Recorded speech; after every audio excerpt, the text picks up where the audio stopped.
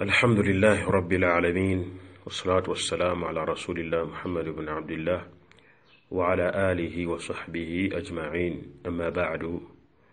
السلام عليكم ورحمة الله وبركاته وقال بانجي بنا مسيزا منا سوى الله سبحانه وتعالى أبرينغا السوق ساسنين لكم بك محمد صلى الله عليه وسلم نابان تبينجوين والصحبه naba nabira kubufu mpaka kunaku olusembayo olwenkomerero oluganda mabega ko twatandika ku mulamwa gwayiti gwatwatuma sunna 10 biidhi subhanahu wa ta'ala mulamwa ko tugudde mtu kutambuze ngalla wana abatusubuzizza biidhinillahi tabaraka wa ta'ala twali tutuse ku sunna yewaji twakomako ya 74 twakoma ku sunna ya 74 kusinzira kwezo zitwatulese inshallah. Lero katongerezaawo biidhini subhanahu wa ta'ala ku sunna namba 75 baganda bange basitamu tukimanye tikiri mu sunna omuntu okubeera nga wekwata kwa dhikari ezokumacha n'ezekawungezi sigamba zeswala eyokumacha n'eswala y'ekawungezi wabula adhikari ng'obudde bukedde n'obudde nga buwongedde obudde bw'akawungezi. Adhikari hizo nkunu nje tuli baganda bange era omanyi omu ayitwa Muhammad ibn Salih al-Uthaymin rahimahullah yola mbuza ku kibuuzo nti lwaki ennaku zino shayatin amajinni gafuuse mangi mu bantu batawanyizwa shayatin mbeera nyingi yagamba nti ekyo kivudde ku mbeera y'okubeera nga abantu kati bakyafaayo ku adhikari ezo Allah sallama zetulagira okubeera nga twogera Allah zetulagira okubeera nga twogera kumacha n'ekawungezi n'embeereza enjawulo. Ekyo baganda bange omugaso ogwo gudde erife gw'okubeera ntekwata kwa dhikari ofuna empeera nyingi kubeera mbadde Allah subhanahu wa ta'ala amutendereza n'owona obunanfuusi n'owona n'embeera nyingi nnyo ezirimu okwagayala mu ddiini lwakutendereza Allah subhanahu wa ta'ala n'obeera nga n'omubiri gukuumibwa shayatin okuumibwa okubeera nga togenda mu mazambi n'embeera ezifaanagana ku buzito nga obukulu bwa dhikari bonna mumanyi amanyi obulaga bulijjo. Nekyo nkujjukiza mu odi eno ti sunna kwekwata kwa dhikari ezo. Kwekwata kwa dhikari ezo ez'okumacha n'ezekawungezi. Obufunza dhikari zino zitandika ddi. Dhikari z'okumacha obudde bwazo amanyi bagamba obudde bwazo butandika nga kimu kya kusooka kyekire ekisembayo kimaze okuba nga kituuka tugeze essaawa nga 8-9 okudda waggulu bw'atyo bagamba bamu nti wezitandikira awo dhikari z'ekiro. Zisole ez'okumacha abalala ne bagamba zitandika nga emmambya emaze okusala obudde bwazo butandikirawo. Ekigambo kino kye kituufu eky'emmambya okubanga emaze okusala okuba na dhikari ezo zitandikira kye kituufu ekyo kubanga ziyitibwa za kumacha. Ate bw'ogamba nti ozoogere eri mu budde bw'ekiro eyo ekyo kiba kiro tekiba kumacha. Naye kya dhikari z'okumacha kasita emmambya esala emambya esalibwa ku swala ya fajiri manya nti obudde bwazo butuuse omuntu abakkiriza okubeera nga azoogera. Ziggwako ddi? Ziggwako nga enankani enjuba evuddeyo. Enjuba nga evuddeyo bamanya mbagamba ziggwako zigenda mpaka ku dhuhuri weetuukira. Ekyo nakyo weekiri naye ekisingako kuba ekituufu kasita enjuba evaayo obudde bwazo buweddeko. Naye singa omuntu badde zamuyiseeko olw'okuba tugezanyiriza okuba nga badde erabidde oba n'ensonga emuguddeko awo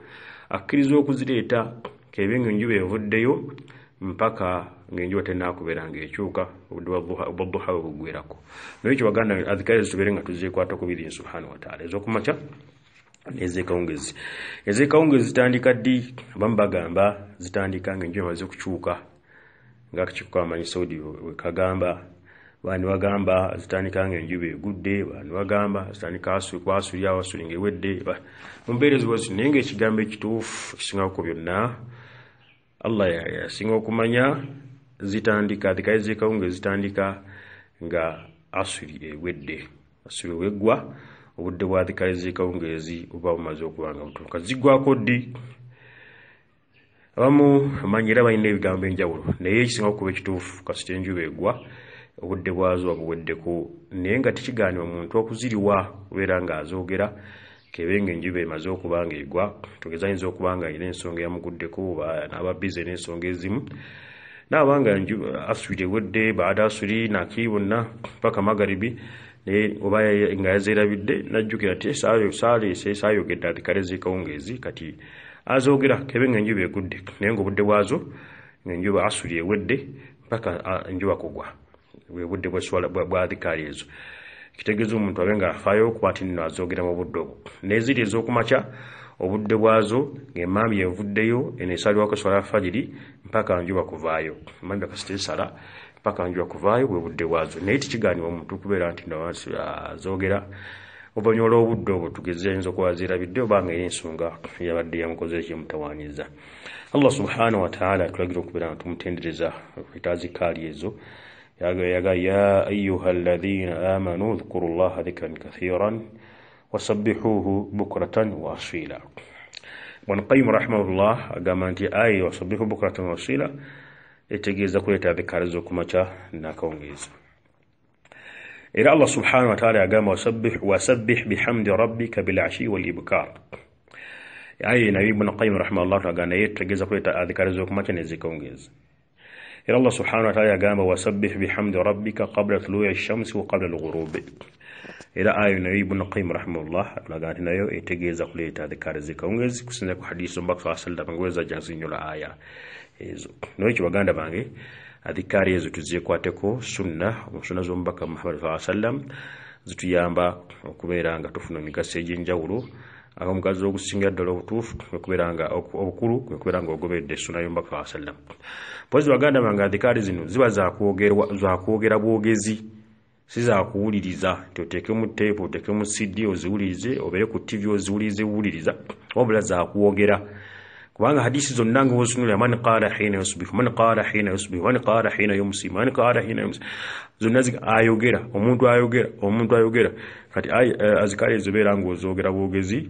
tekigaana kubeera ngo okwata kitabo n'ozisomeramu kubanga nzo kwatwa zikwata n'ogye ekitabo kyo tugeze husuni muslimu wetabo kyonna ekirimu azikali entuufu n'ozijja n'okijjayo n'osoma tekigaanibwa oba okubanga oziwuliriza bw'ogoberera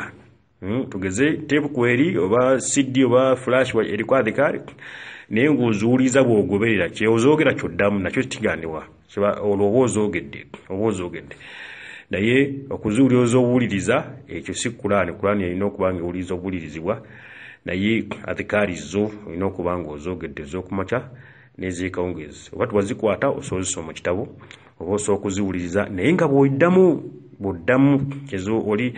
tebu kyesoma nawe kyoddamu si kuwuliriza buwuliriza bagane twekwate ku adhikari ezo ku makya n'ekawungeezi sunna mu sunna zombaka wa sallama zetusomesa zeyakubiriza so nga nonera okwetegereza waliwo adhikari nga zeyawulidde ku makya zeyawulidde misana ezeyawulidde ku makya ezo beera nga tozisoma ate kawungeezi beera nga wegendereza adhikari eziyawulidde ku makya zogere ku makya tozogera kawungeezi adhikari eziyawulidde kawungeezi zogere kawungeezi tozogera ku makya so nga ate ne ayati olwo aya nga zo zisomwa kiro kati nga aya 2 mu sura al-Baqara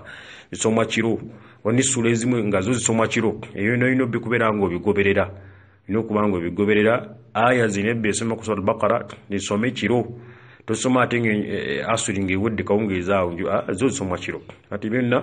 n'okubeera tugoberera nga tuteeka mu nkola sunna eno baganda bange abasiraamu emirundi mbaka sallama gundi dhikiri yonna gyeyogerako emirundi kyogera mirundi bweti omuntu ayogera emirundi bweti omuntu ayogera emirundi bweti naffe tuwogera emirundi egyo ngombaka yagyogera ate oteekako emirundi mbaka gy'ataagamba tosukka emirundi mbaka sallama gyagamba ate tokikendeeza yogera mbaka sallama emirundi gyagaa tugeze yagamba emirundi 3 oba yagamba emirundi bwegiti gyeyayogera gy'oba oyogera ky'oba okozesa gy'atayogera togiteekako kubanga emirundi egyo nagyo tulina okuba tugigoberera mbaka sallama abanga ajogedde tuve ku ntegeera eri y'abannaffe abamu abali mu sofiki aboogera abaga nti omulundi gwe tegulina makulu mbaka just aba ayogedde bwogezi nedda mbaka bayogedde omulundi abaaga otegeeza mbaka bayogedde emirundi 2 oba 3 oba emeka abagitegeeza ate bwaba tataddeeko emirundi era nakyaba akikola ki era nakyaba akitegeeza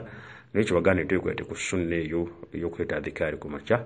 ne z'ekawungeezi. Assalamu alaikum wa rahmatullahi wa barakatuh.